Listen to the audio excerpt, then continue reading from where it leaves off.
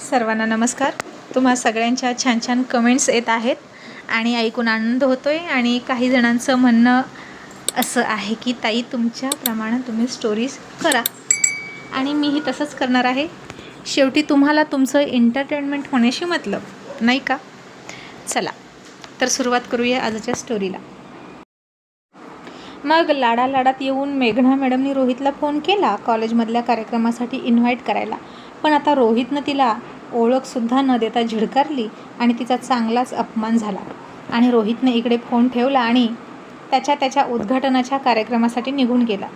आणि इकडं मेघना प्रचंड चिडली होती आणि म्हणाली, हाच सगळा रुबाब आहे ना, तो सगळा राणीला प्रोटेक्ट करतो. आणि मला नाही राग आला. रोहित, तू मला असं बोलला याचा. तू तुझ्या बायकोच्या समर्थनार्थ बोलणारच, म्हणूनच मला तुझी बायको व्हायचं आहे. कारण तू तुझी बायको सोडून इतर मुलींकडे बघत नाहीस. मग आता मला तुझी बायको होण्याशिवाय पर्याय नाही. कारण रोहित, मी तुझ्यावर खूप प्रेम करते आणि आता ते तुझं मोठं घर बघितलं आणि मला कधी त्या घरात येईल असं वाटायला लागलं आहे. आणि राणीची 2% सुद्धा लायकी नाही त्या घरात थांबण्याची. ती तुला सूट होतच नाही. आणि का उगीच त्या मुलीच्या मागे बायको करून धावतो काय माहीत. माझ्यात काय कमी आहे रोहित, असं म्हणून मेघना तिकडे चिडली होती आणि फ्लॉवर पॉट वगैरे फोडायला लागली.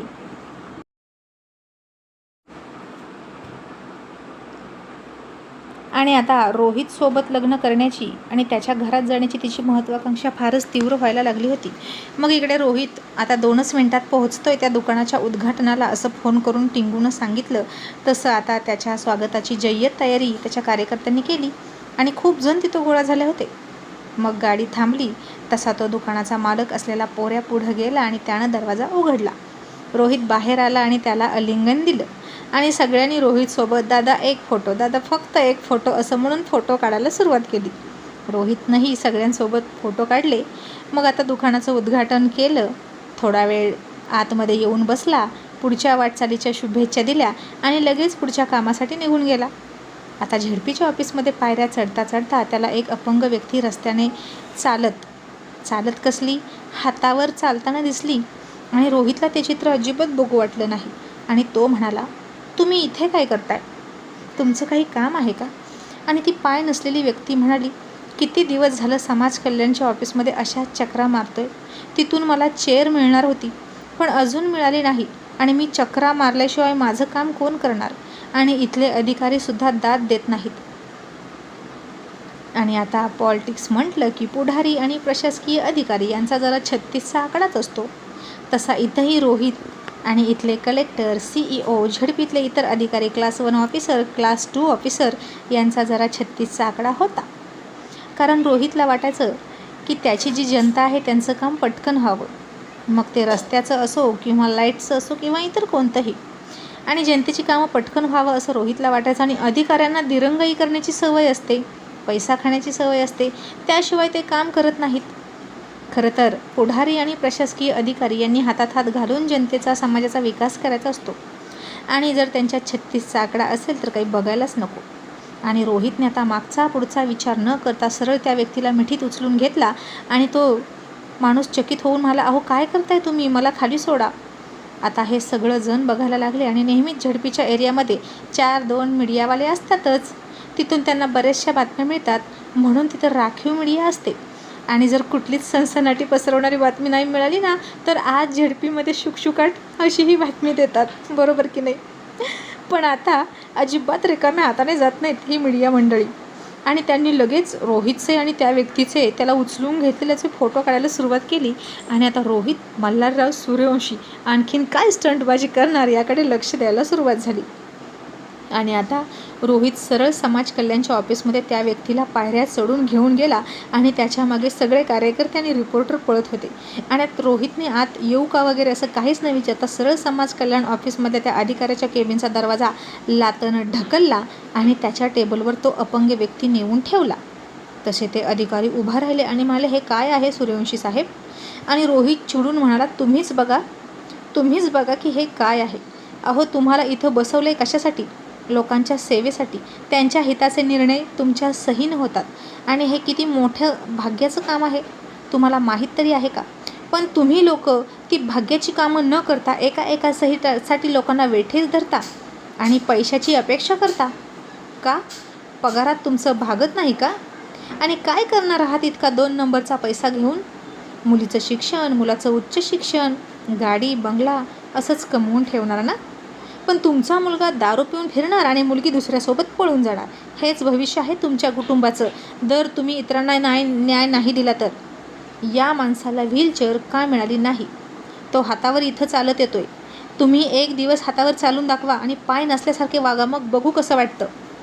चांगल्या माणसाला त्रास द्या हो तुम्ही, पण अशा दिव्यांग व्यक्तींना कशासाठी त्रास देता? आजच्या आज त्याला व्हीलचेअर मिळाली पाहिजे आणि जर नाही मिळाली तर तुमच्या खुर्चीत बसवीन त्याला आणि तुम्हाला खुर्चीत बसू देणार नाही. उभा राहून काम करायचं, असं रोहित दम देऊन म्हणाला आणि तिथंच बसला आणि टिंगूला म्हणाला, जी काही प्रोसेस असेल ती पटकन कर. आणि काय सगळं प्रशासन खडबडून हालायला लागलं की मीडियाने सगळे फोटो घेतले आणि झेडपेच्या अधिकाऱ्यांवर ना करतेपणाचा ठपका ठेवला आणि रोहितदादा सूर्यवंशींची आणखीन एक धडाकेबाज कामगिरी अशा मथळ्याखाली आता बातमी छापून येणार होती दुसऱ्या दिवशी. आणि मग रोहित झेडपी अध्यक्ष झाल्यापासून इथले सगळे शासकीय अधिकारी कर्मचारी, झेडपीतले कर्मचारी वैतागलेच होते. कुणाचं काम नाही झालं की लगेच रोहितकडे पळायचे आणि रोहित त्याच्या ऑफिसमध्येच असायचा आणि त्या अधिकाऱ्याच्या बोकांडी बसूनच कामं करून घ्यायचा. आणि आता त्या व्यक्तीला व्हीलचेअर मिळाली आणि मगच रोहित तिथून हलून गेला आणि लोकांची वर्षानुवर्ष रखडलेली कामं आता पटपट होत होती. त्या व्यक्तीनं रोहितला खूप आशीर्वाद दिले आणि रोहितने मीडियासमोर आव्हान केलं की असं कोण कोण आहे ज्यांची कामं रखडली आहेत, त्यांनी मला पटकन येऊन भेटायचं आणि कोणाचंही काम अडून राहणार नाहीत याची गॅरंटी माझी.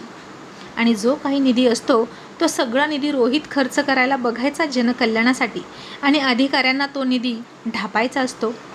मग आता रोहितच्या या आव्हानाला चांगलाच प्रतिसाद मिळणार होता आणि झेडपीतले अधिकारी प्रत्येक प्रस्तावावर सह्या करून करून दमून जाणार होते आणि त्यांना घंटा लाच खायला मिळणार नव्हती. आणि रोहितला अशा पैसे खाणाऱ्या बाबूरावचा फार राग यायचा. मग आजचं एक छान काम करून रोहित संध्याकाळी घरी गेला आणि आज महाशय बाहेरूनच जेवण करून आले होते आणि नुकताच सगळ्यांचा डिनर झाला आणि आपल्या आपल्या खोलीत झोपण्यासाठी गेले. सपनाच्या डिलिव्हरीला अजून महिनाभर अवकाश होता आणि तिची खूप काळजी घेतली जात होती. आणि राणी न झोपता आता सपनाकडे गेली आणि तिला विचारत होती, ताई कसं वाटतं पोटात बाळ असल्यावर? खूप जडजड वाटतं का? आणि ओझं वाटतं का ओझं झोपल्यावर? आणि झोपेत जर आपण असं पालतं पडलो तर? आणि नवऱ्याचा झोपेत अचानक पोटावर पाय आल्यावर त्याला काय होणार नाही ना? अशी अल्लडपणात प्रश्न विचारायची. आणि सपना हसून म्हणाली, राणी अगं बाळ पोटात आल्यावर आपोआप जबाबदारीचं भान येतं आपल्याला. आणि तुझे राहुल दादा भान ठेवून झोपतात, छान झोपतात, अजिबात पाय वगैरे टाकत नाहीत. आणि राणी डोकं खाजवून म्हणाली, हो का? पण आमचे रोहित कुमार काय करतील काय माहीत, असे पटकन अंगावर पाय टाकतात. आणि अल्लड राणीला ते लगेच इमॅजिन झालं की तिच्या पोटात बाळ आहे, ती छान झोपली आहे वर छताकरी तोंड करून आणि मध्यरात्री पलीकडच्या कुशीवर झोपलेल्या रोहितनं अचानक कूस वळवली आणि राणीच्या पोटावरच पाय टाकला आणि राणी जोरात ओरडली. आणि इतक्यात सपनाने तिच्या अंगाला हात लावला आणि राणी दचकली. आणि सपना म्हणाली, राणी अगं काय झालं, का दचकली? आणि राणी भानावर आली आणि म्हणाली, काय नाही असंच. मग ताई उलटी मळमळ असं झाल्यावर काय वाटतं? आणि रात्री उलट्या होतात का हो? आणि बाळ पोटात कसं फिरतं? आणि ते फिरल्यावर तुम्हालाही चक्कर आल्यासारखं वाटतं की नाही? असं राणी काही पण विचारायची आणि सपना हसायची. आणि इतक्यात रोहित आला आणि राणी बेडरूममध्ये नव्हती. राहुल सोफ्यावर बाहेर बसला होता आणि रोहित त्याला म्हणाला, दादा जेवलास का? तू इथे का बसलास? राहुल हसून म्हणाला, कारण तुझी बायको माझ्या बायकोचा हात इंटरव्ह्यू घेते. रोहित म्हणाला, काय इंटरव्ह्यू घेते? आता कसला इंटरव्ह्यू घेते ही अल्लड मुलगी? आणि राहुल हसून मला, जा ना तू पण ऐक. आणि रोहित म्हणाला, बरं. आणि हळूहळू राहुलच्या बेडरूमच्या बाहेर जाऊन उभा राहिला आणि राणीचे ते प्रश्न ऐकले. आणि ती सपनाच्या पोटाला हात लावायची आणि बाळानं हालचाल केली की हसायची. आणि रोहित मनात म्हणाला, तिचं काय चाललंय कुणास ठाऊक? हिलासुद्धा आता प्रेग्नेंट राहण्याचे डोहाळे लागायला लागले की काय? तसं असेल तर Rohit you are lucky man. पण नाही, करिअर आणि शिक्षणानं हिला इतकं पछाडलं आहे की ही 4 वर्षे तरी हा विचार करणार नाही. जाऊ दे असं म्हणून रोहित आणखीन मागे सरकला आणि म्हणाला, राणी तुझा इंटरव्ह्यू घेऊन झाला असेल तर ये आपल्या बेडरूममध्ये. आणि राणी म्हणाली, अगं बाई अध्यक्ष महोदय आले वाटतं, ताई मी तुमच्याशी उद्या बोलते हां. आणि आधी ना त्यांची दृष्ट काढते. सपना म्हणाली, का? आणि अल्लड राणी आता हे विसरून गेली की सपना कधीतरी रोहितवर मरत होती, त्याच्या हँडसमपणावर जीव ओवाळून टाकत होती. आणि राणी म्हणाली, ताई आज ना हे पांढरा शुभ्र सलवार कुर्ता घालून गेले आणि किती हँडसम दिसत होते. तुम्हाला काय सांगू, जातानाच मी त्यांना काजळचा टिकला लावला, पण आता एकेकीच्या नजरा कशा असतात माहीत आहे ना, म्हणून आता दृष्ट काढते. आणि सपना थोडी शांत झाली, काहीच नाही बोलली. आणि अल्लड राणी असं बोलली आणि सपनाला काय वाटेल याचाही विचारही न करता निघून गेली. आणि सपना थोडीशी हसली, तिनं विषय सोडून दिला. आणि माझ्या मूर्खपणामुळे मी माझं आणि रोहितचं नातं खूप गढूळ करून टाकलं असं तिला वाटलं. रोहित सोनमसोबत किती छान बोलायचा, तिची मस्करी करायचा. त्याच्या आयुष्यात तो ज्यांना खेळीमेळीनं बोलतो अशा मोजक्या स्त्रियांपैकी जानकी, राणी आणि सोनम अशा काही जणीच होत्या. आणि रोहित आता सपनासोबत आयुष्यात पुन्हा खेळीमेळीनं बोलणार नव्हता. आणि माझं चुकलं, मी तसं वागायला नको होतं असं वाटून तिला पश्चाताप झाला. मग राणी बेडरूममध्ये आली आणि रोहितला म्हणाली, इथे बसा. आणि त्याच्यावरून खरंच तिने मीठ ओवाळलं आणि बेसिनमध्ये फेकून दिलं. रोहित म्हणाला, काय चाललंय तुझं, मला नाही कोणाची दृष्ट लागणार. आणि राणी म्हणाली, लागते. आणि तुम्ही अजून डीपी का नाही चेंज केला तुमच्या व्हॉट्सअपचा, की तुम्हाला लोकांना सांगायचं नाही तुमचं लग्न झालं आहे, मॅरेज मटेरियल म्हणून वावरायचं आहे का? रोहित म्हणाला, राणी अगं बाई राजकारणामध्ये असं घरातल्या महिलांचे फोटो दाखवत नाहीत, सगळं सिक्रेट ठेवायचं असतं. आणि माझा डीपी म्हणून माझ्या पक्षाचं चिन्ह राहील, काही मर्यादा पाळाव्या लागतात. आणि राणी म्हणाली, त्याला काय होतंय, मी बायको आहे की तुमची, मग आता राजकारण करताय तर बायको सोडून द्याल का? आणि रोहित म्हणाला, तू गप्प बस, तुला काही कळत नाही. आणि राणी म्हणाली, ठीक आहे, पण ऐका ना, तुम्ही उद्या याल का कॉलेजमध्ये? आपल्या कॉलेजमध्ये राख्यांचं प्रदर्शन आहे आणि आपल्या कॉलेजच्या त्या प्रोफेसर आहेत ना टेम्पररी, मेघरा, त्यांनी ना हे अरेंज केलं आहे आणि त्या इथे आपल्या सर्वांसाठी निमंत्रण घेऊन आल्या होत्या. आणि ती अशी बोलत होती की जणू काही आता तिथली स्टुडंट नाहीच. आणि रोहितनं तिच्याकडे बघितलं आणि म्हणाला, काय काय मनात काय चाललंय?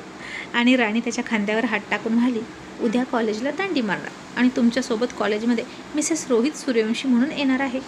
आणि रोहितने तो हात काढला आणि म्हणाला, मग मिसेस रोहित सूर्यवंशी तुम्ही स्वतः जा, रोहित सूर्यवंशी तुमच्यासोबत येणार नाहीत. राणीनं गाल फुगवलं आणि म्हणाली, असं हो काय करता सर, चला ना प्लीज. आणि रोहित म्हणाला, का गं, आता तुझं कॉलेज बुडत नाही वाटतं?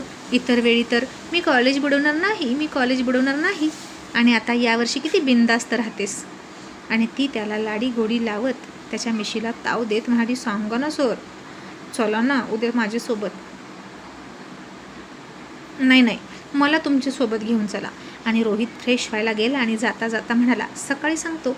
आणि राणी म्हणाली, आता सांगितलं तर काय होईल, तुम्ही नाही असेच करता सर, तुम्ही बुद्धू आहात. मग आता मी. आणि रोहित म्हणाला, मी बुद्धू आहे ना, मग आता तुला घेऊन जाणारच नाही, विचार करत होतो तुला न्यावा, पण आता तशीच बस. आणि राणी, नाही नाही नाही नाही, मला यायचं आहे, मला यायचं आहे म्हणून त्याच्या गळ्यात पडायला लागली आणि हट्ट करायला लागली. आणि ओके ओके ओके म्हणाला आणि तिला बेडवर ढकलली आणि फ्रेश व्हायला गेला. आणि हिचा लहान मुलीसारखा हट्ट ना माझा जीव काढून टाकतो असं म्हणाला. मग आता राणीला तर पिरियड आले होते आणि झोपताना तो तिला म्हणाला, राणी मी तुला उद्या घेऊन जातो, पण त्या बदल्यात मला काय मिळेल? आणि राणी म्हणाली, काय पाहिजे? आणि रोहित म्हणाला, थोडीशी जवळ ये ना आणि काही चान्स आहे का बघ ना. आणि राणीनं लाजून डोळे झाकले आणि म्हणाली, छी सर, किती घाणेरडे आहात हो, तुम्हाला 5 दिवस पण धीर धरवत नाही का? आणि रोहित म्हणाला, काय करू, नाही धीर धरवत. आणि काय गं, मगाशी राहुल दादाच्या बेडरूममध्ये जाऊन वहिनीसोबत काय बोलत होतीस, कशाला सगळं जाणून घेत होतीस? राणी तुझा निर्णय बदलतोय का? आणि राणीला वाटलं, अरे बापरे, माझं सरप्राईज आता अवघड होते की काय?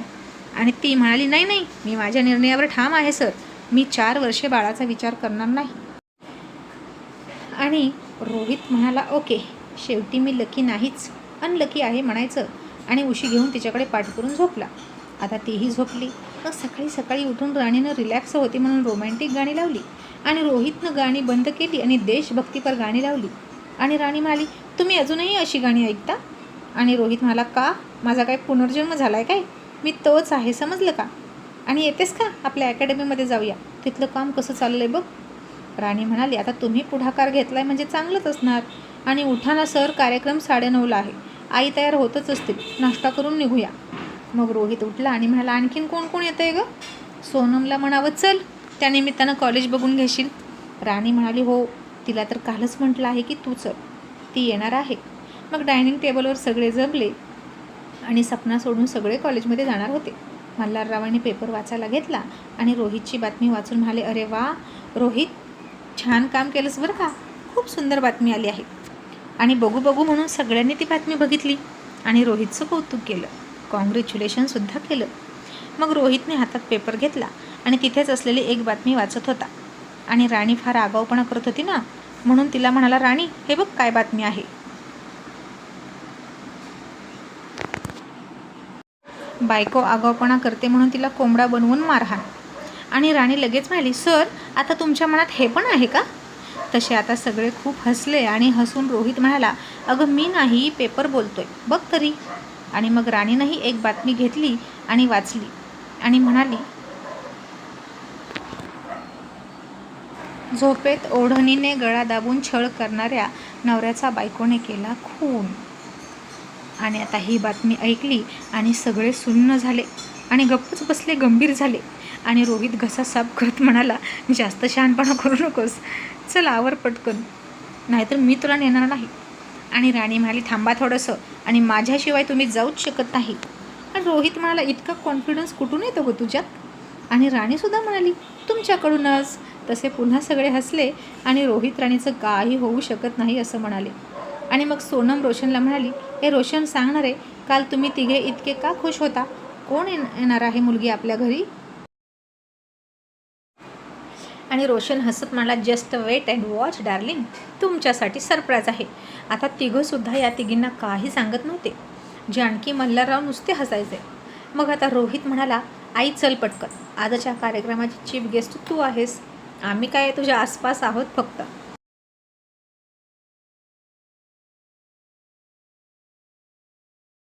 आणि सपनाला विचारून राणीने स्लीवलेस ब्लाऊज घातला आणि ती तिची तयारी करत होती, कारण सपनाच्या मतानुसार ब्लाऊज घातलं की साडी रिच दिसते. आणि रोहित तिथं गेला आणि तिच्या उघड्या दंडावरून हात फिरवत म्हणाला, राणी, ब्लाऊजच्या बाह्या कोणी कापून नेल्या गं? आणि राणी त्याला कोपर मारत म्हणाली, जा तिकडे, तू मला तर काही कळतच नाही, आणि मी छान दिसत नाही का? आणि रोहित म्हणाला, तू तर काही न घालतासुद्धा खूप सुंदर दिसते. आणि तिनं त्याच्याकडे हसून बघितलं आणि डोळे मोठे करून म्हणाली, निर्लज्ज कुठले, बाहेर इतके मॅच्युअर वागतात आणि बेडरूममध्ये इतका फाजीलपणा कुठून सुचतो हो तुम्हाला? आणि रोहित म्हणाला, प्रत्येकाची प्रायव्हेट लाईफ असते राणी, सोशल लाईफ वेगळी आणि प्रायव्हेट लाईफ वेगळी, आणि बेडरूमच्या आत मी कसा आहे फक्त तुला माहीत. आणि खरं खरं बोल, आज चौथा दिवस आहे ना? असं म्हणून तो तिच्या गळ्यात पडला. आणि आज खूपच खुश दिसत होता रोहित. आणि राणीसुद्धा प्रचंड लाजली आणि म्हणाली, हो पण आज काही नाही, उद्या. आणि रोहित म्हणाला, उद्या तर उद्या, मी जस्ट चौकशी केली, एक दिवस फक्त वेट करू शकतो. आणि म्हणाला, nice look, I love you, असं म्हणून किस करून निघून गेला. आणि राणी नुसती त्याच्या प्रेमाच्या हव्यावर तरंगत होती. आणि मग तिनंसुद्धा खूप छान लुक केला. तिचे लांब सडक केस रिकामी सोडले, एका हातात घड्याळ घातलं, दुसऱ्या हातात सोन्याच्या बांगड्या घातल्या, गळ्यात लांब मंगळसूत्र घातलं, छोटीशी टिकली लावली आणि वन साईड पदर घेतलेली राणी आता बाहेर आली.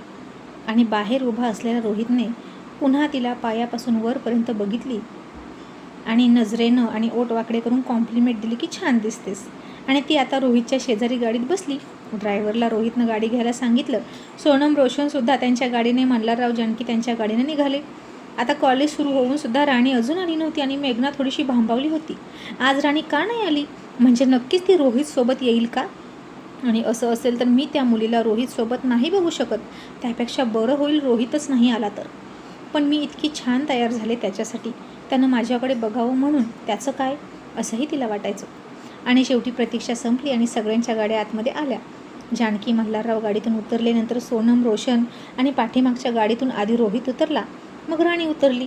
आणि उतरता उतरता राणीचा वन साईड घेतलेला पदर सीटमध्ये अडकला आणि तिथेच उभा असलेला मनोज, आता तो खूप हेल्पफुल होता, तो थोडा पुढं सरकला. तसं रोहितनं त्याच्याकडे रोखून बघितलं आणि याला अजूनही राणीविषयी काळजी आहेच वाटतं, असं मनात म्हणाला. मग मनोज जागेवर थांबला. रोहित स्वतः त्या बाजूला गेला, राणीचा अडकलेला पदर काढून तिच्या हातात दिला आणि राणी त्याच्याकडे बघून हसली. पण आता हे सगळं बघून मेघनाला अजिबात आवडलं नाही. आणि सगळी मुलं मुली मात्र आज राणीच्या लुककडे डोळे भरून बघत होती. आणि रोजची राणी वेगळी आणि रोहित सरांच्या शेजारी उभी असलेली राणी फार वेगळी वाटत होती. राणी आणि खरं सांगायचं तर आगाऊ राणीनं मुद्दाम पदर अडकवला होता. तिला माहीत होतं रोहितशिवाय दुसरं कोण येणार नाही तिच्या मदतीला. आणि मग सगळेजण हाय सर म्हणून रोहितला हाय करायचे आणि त्याच्याशी हात मिळवायचे. रोहितही सगळ्या मुलांसोबत हात मिळवत होता. राणी आपली थोडंसं मान खाली घालवून गालात हसत ओठ दाबून त्याच्या शेजारी गुपचूप उभा राहत हळूहळू पुढे सरकत होती. तिला कोणीच काही बोलत नव्हतं आणि कुणी काही बोलावे अशी तिची अपेक्षाही नव्हती. कारण आजच्या दिवशी ती फक्त इथे शो ऑफ करायला आली होती मेघनासमोर. आणि मग मेघना तिथंच होती पुढे आणि तिनंसुद्धा हात पुढे केला आणि रोहितला म्हणाली हॅलो सर. तसं न कळत रोहितच्याही त्याचा हात पुढे गेला. तसं राणीनं पटकन त्याचा हात मागे ओढला आणि हात जोडून म्हणाली नमस्ते मॅडम. आणि मेघनेनं सुद्धा खाली बघितलं आणि हात जोडले. रोहितनंही तिला हात जोडून नमस्कार केला. आणि मग डायरेक्ट जानकीच्या हस्ते त्या राख्यांचं उद्घाटन होणार होतं. आणि जानकीच्या एका बाजूला सोनम उभा होती आणि माहिती सांगण्यासाठी दुसऱ्या बाजूला मेघना उभी राहिली. राणीला तिने मागं ढकललं आणि म्हणाली राणी जरा मागे हो. तसं राणी हसून म्हणाली मेघना मॅडम आज मी तुमची स्टुडंट नाही तर मला मिसेस रोहित सूर्यवंशी म्हणा किंवा राणी मॅडम म्हणा. मेघना चिडली आणि काहीच न बोलता जानकीला पुढे पुढे करून मॅडम हे असं मॅडम ते तसं असं सांगायला लागली. आणि उद्घाटन करण्याच्या वेळी मेघना खुश होती कारण तिला वाटायचं एक सून सोनम पलीकडे आणि मी भावी सून रोहितची बायको म्हणून इकडे. आणि मल्हारराव रोहित रोशन ऑफिसमध्येच बसले होते बाकीच्या गोष्टी बघत होते. त्यांना राख्यात इंटरेस्ट नव्हता. आणि इतक्यात जानकी म्हणाली राणी अगं तू पुढे ये. आणि राणी तिथं आली आणि फक्त उभा राहिली आणि म्हणाली आई मी कुठं उभा राहू. जानकी म्हणाली अगं कुठं म्हणून काय विचारतेस तुझा मान इथं उभा राहण्याचा आहे. मॅडम थोडं पलीकडे सरका. असं म्हणून जानकीनं मेघनाला पलीकडे सरकवलं आणि जानकीच्या शेजारी राणी आली. तिघींनी मिळून ते उद्घाटन केलं. आणि जानकी म्हणाली उद्या हाच फोटो पेपरमध्ये येऊ द्या. आणि मेघनाचा चेहरा खूप पडला. मग तिघेही आत गेल्या आणि ती पुढे येईनच. आणि राणी म्हणाली मेघना मॅडम माहिती देत आहे ना आम्हाला. आणि मग मेघना पुढे आली. तिने राख्यांची माहिती दिली. मग ते होईपर्यंत दुसऱ्या कार्यक्रमाची तयारी झाली.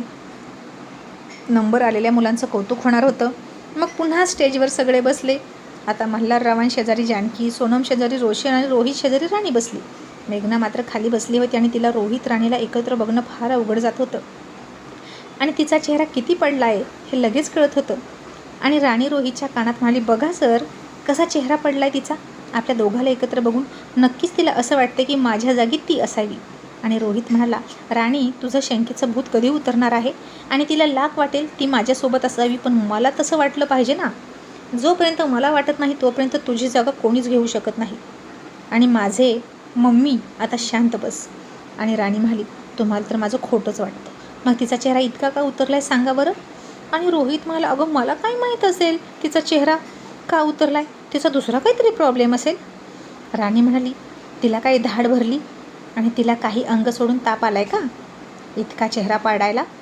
मेकअप बघा किती केला आहे आणि कशी नटून आली तुम्हाला दाखवण्यासाठी. आणि रोहित तिच्या बडबडीनं वैतागला आणि म्हणाला बरं मग तुझी काय इच्छा आहे मी तिच्याकडे बघत बसू का.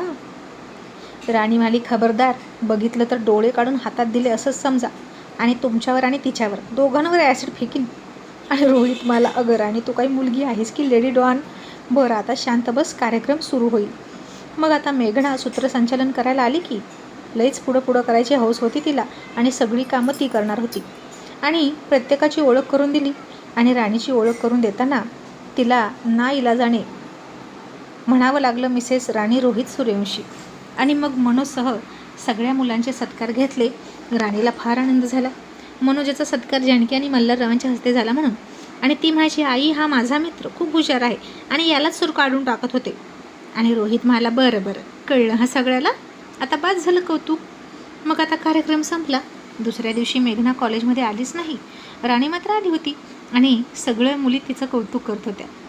आणि रोहित सर आता त्या अपंग व्यक्तीला मदत केलेला फोटो आणि कौतुक बघून संग्रामचा तिळपापड झाला. आणि त्यानं आता स्वतःच्या खर्चानं एक खुर्ची विकत घेतली आणि असाच एक अपंग व्यक्ती शोधून त्याला दिली. त्याच्यासोबत फोटो काढले आणि लागला की स्टंटबाजी करायला. आणि पेपरमध्ये बातमी छापून देत काय काय म्हणाला, रोहित सूर्यवंशी शासनाची मदत मिळवून देतो लोकांना, पण मी स्वतःच्या पदर खर्चानं स्वतःचा खर्च करून मदत करतो. असं रोहितचं नाव घेऊन टीका करायला लागला. आणि आता रोहितनं ते बातमी बघितली आणि हसला. मग त्यानंच मीडियाला बोलवलं आणि म्हणाला, आता घ्या त्याची आणि संग्रामची सुद्धा मुलाखत. दोघांना समोर बोलवलं आणि त्या माणसाची मुलाखत घेतल्यावर त्याला विचारलं की तुम्हाला आता चेअर मिळाली आहे तर तुम्हाला कसं वाटतं. आणि ती व्यक्ती म्हणाली, या चेअरचं मी काय करू, मला पाय आहेत की, मी तर डोळ्यांनी अंध आहे. आणि झालं, इथं पुन्हा संग्रामचा पचका झाला. आग सोमेश्वरी बंब रामेश्वरी अशी अवस्था त्या संग्रामची. आणि रोहितची नक्कल करतो म्हणून पुन्हा त्याच्यावर टीका झाली. आणि रोहित खूप हसायला लागला आणि संग्रामला म्हणाला, कुठे निघालास, आता या चेअरमध्ये बस आणि जा, नाचता येईना अंगण वाकडं. आणि एक वात्रट कार्यकर्ता म्हणाला, तसं नाही रोहित दादा, नाचता येईना याचं ढुंगण वाकडं. तसे सगळे खूप हसले आणि संग्राम चिडून निघून गेला. आणि मग काय, एकच वादा रोहित दादा असं म्हणून रोहितच्या नावाचा जय जयकार सुरू झाला.